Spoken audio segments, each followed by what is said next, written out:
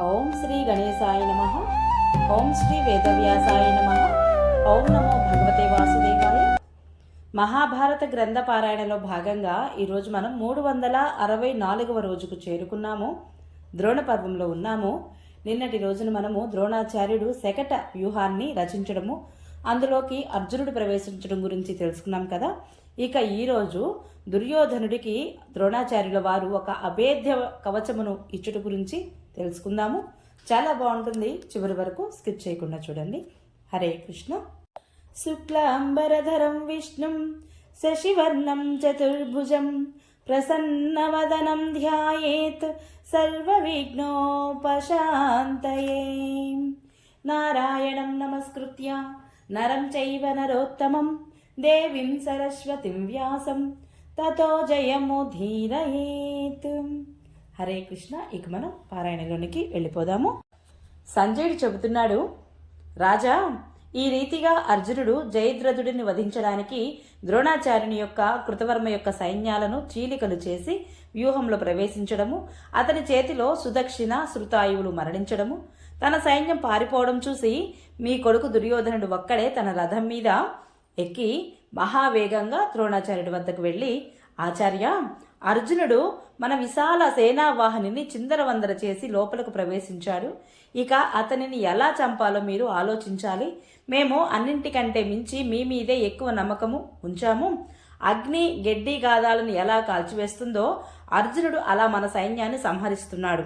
అర్జునుడు ప్రాణాలతో మిమ్మల్ని దాటుకుని సేనలోకి ప్రవేశించలేడని మన పక్షపు రాజులందరూ కూడా పూర్తిగా విశ్వసించారు. కానీ అతడు మీ ఎదురుగానే వ్యూహంలో చొరబడము నేను చూస్తూనే ఉన్నాను. ఈ రోజు నా సైన్యమంతా వికలమై నశించిపోతున్నట్లుగా అనిపిస్తోంది. సింధురాజు మరి తన ఇంటికి వెళ్ళిపోతున్నాడు. అర్జునుడిని అడ్డుకునే వరం ఇప్పుడు నాకు మీరు ప్రసాదించకపోతే నేను అతనిని ఎప్పుడూ అడ్డుకోలేను. నేను మూర్ఖంగా మీ రక్షణను నమ్ముకొని సింధురాజును కూడా సముదాయించి ఒప్పించాను. యమదంశ్రలలో చిక్కుకున్న మానవుడైనా బ్రతికి బయటపడతాడేమో కానీ యుద్ధంలో అర్జునుడి చేతికి చిక్కితే జయద్రథుడు ఏ రకంగానూ మిగలడని నా నమ్మకము అన్నాడు. కాబట్టి సింధురాజును రక్షించే ఉపాయం చూడండి. నేను కంగారులో ఏదైనా అనుచితంగా మాట్లాడితే కోపించకండి, ఏదో ఒక రకంగా అతనిని రక్షించండి అని ప్రాధేయపడ్డాడు దుర్యోధనుడు. అప్పుడు ద్రోణాచార్యుల వారు, రాజా, నీ మాటలను నేను తప్పుగా అనుకోవడం లేదు. నీవు నాకు అశ్వత్థామ వంటి వాడవు. కానీ నేను నిజం చెప్తున్నాను, శ్రద్ధగా విను. అర్జునుడికి సారథి శ్రీకృష్ణుడు, అతని గుర్రాలు కూడా మహావేగం కలవి. కాబట్టి కొద్దిగా దారి దొరికినా కూడా వారు తక్షణం వెంటనే చొచ్చుకుపోగలరు.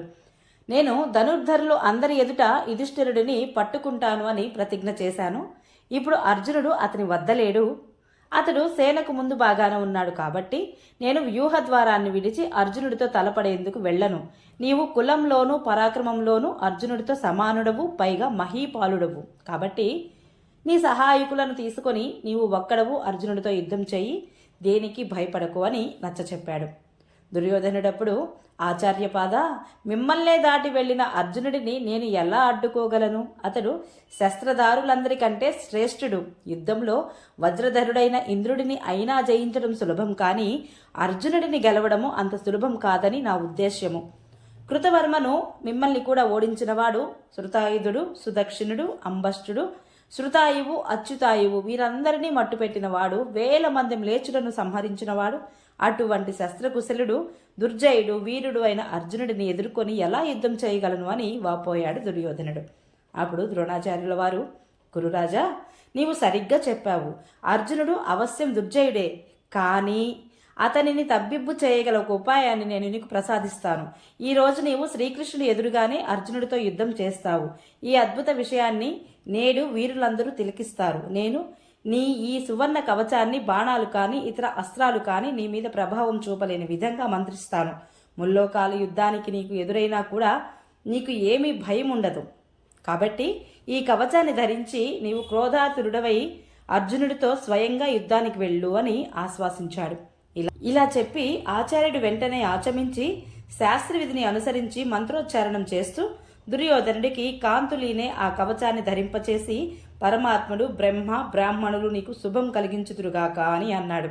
ఆ తరువాత అతడు శంకర భగవానుడు ఈ మంత్రాన్ని, కవచాన్ని ఇంద్రునికి ఇచ్చాడు. దీనితో అతడు వృతాసురుని యుద్ధంలో వధించాడు. ఇంద్రుడు ఈ మంత్రమయ కవచాన్ని అంగీరసునికిచ్చాడు. అంగీరసుడు దీనిని తన పుత్రుడు బృహస్పతికి ఇచ్చాడు. బృహస్పతి అగ్నివేశ్యునికిచ్చాడు. అగ్నివేశ్యుడు ఈ కవచాన్ని నాకు ఇచ్చాడు. దానిని నేడు నేను శరీర రక్షణ నిమిత్తము నీకు మంత్రోచ్చారణ పూర్వకంగా ధరింపచేశాను అని చెప్పాడు దుర్యోధనుల వారు. హరే కృష్ణ. ఈరోజు పారాయణ ఇంతటితో సమాప్తం. రేపు మనము సాత్యకి దృష్టద్యుమ్నుడు ద్రోణాచార్యునితో యుద్ధం చేయటం గురించి తెలుసుకుందాము. ఈ వీడియో మీకు నచ్చినట్లయితే please subscribe my channel, like, share, comment please. Thank you.